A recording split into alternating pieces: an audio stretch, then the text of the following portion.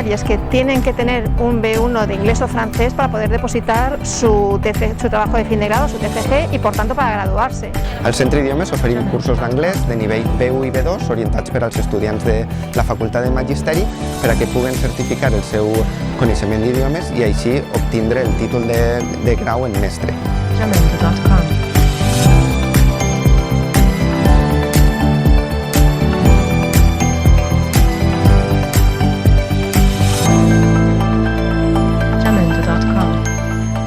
Como sabéis, los idiomas es un factor muy importante para mejorar la empleabilidad de todos los chavales que estudian en la Universidad de Valencia, incluso aquellos que quieren estudiar en el extranjero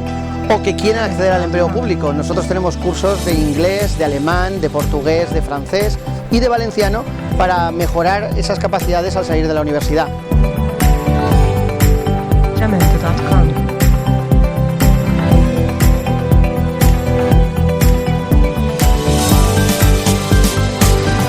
Ir al centro de idiomas de nuestra universidad, tenemos un centro en nuestra universidad que es como una escuela de idiomas, pero la tenemos además aquí muy cerquita, aquí al lado,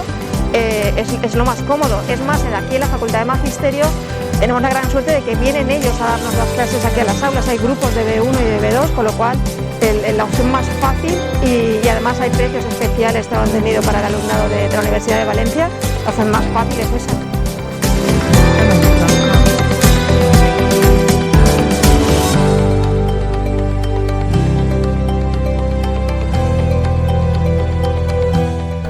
En el Centro de Idiomas de la Universidad de Valencia puedes obtener la certificación oficial del B1, del B2 y del C1 de inglés, así como del B2 de alemán y de francés, a través de los exámenes que organizamos 2 veces al año, en junio y en septiembre, de la PACLE, la prueba de acreditación del conocimiento de lenguas extranjeras.